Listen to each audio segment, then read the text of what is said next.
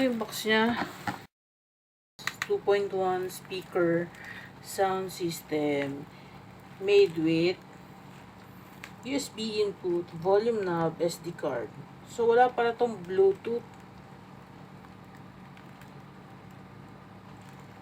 Wala palang Bluetooth. Nakita ko kasi may Bluetooth. Kaya binili ko nga.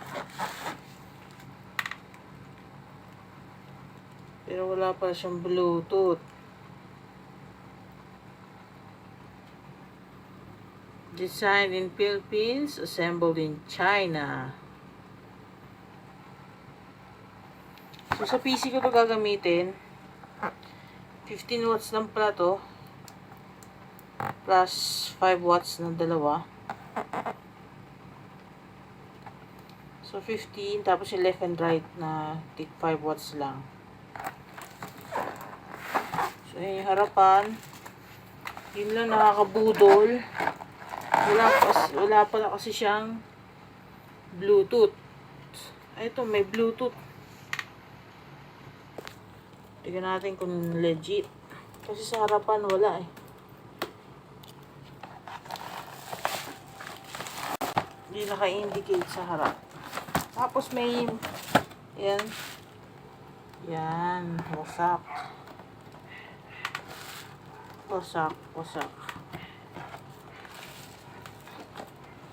Tingnan natin kung buo pa ba yung subwoofer niya.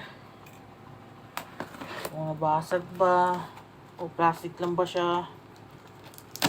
O kahoy pa siya. Alamin natin. So, yung huli kong PC speaker kasi yung Edifier. Kaya lang grounded. Kaya bumili ako ng bago. Yun, nakahiwala ito sa taas. Dalawa yung left and right.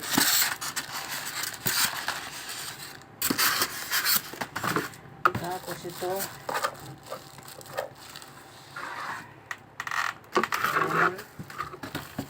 Magaan lang siya. Ayun, dito siya tinamaan. Tignan natin kung may tama siya.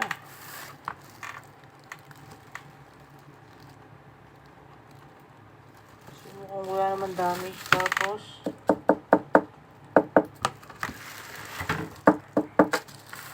ganun lang siya.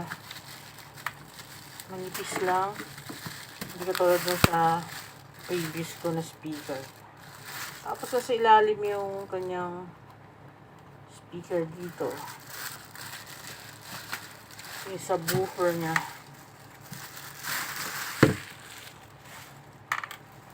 At ayun.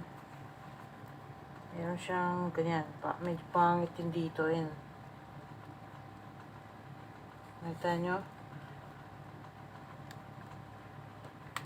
Pero kasi mumurahin lang to.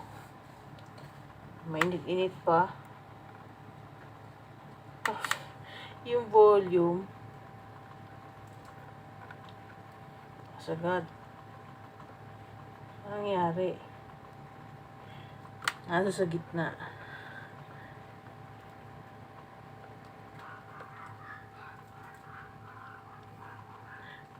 Hindi siya nakatutok dito. So, comment nyo na lang kung ganyan din yung sa inyo, yung nabili nyo.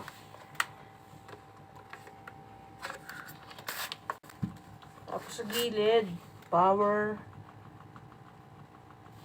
base. Sasagad na natin yan. Mode. May USB, may SD card nga.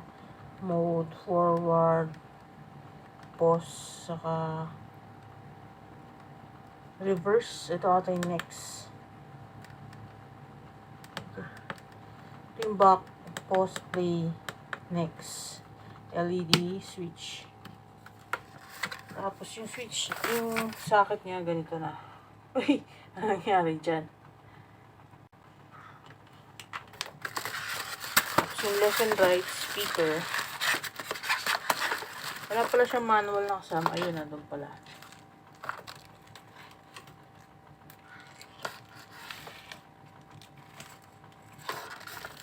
Mukhang maiksi nga lang to. Yung kasama niyang kable. Eh, meron akong mahaba-habang ganito.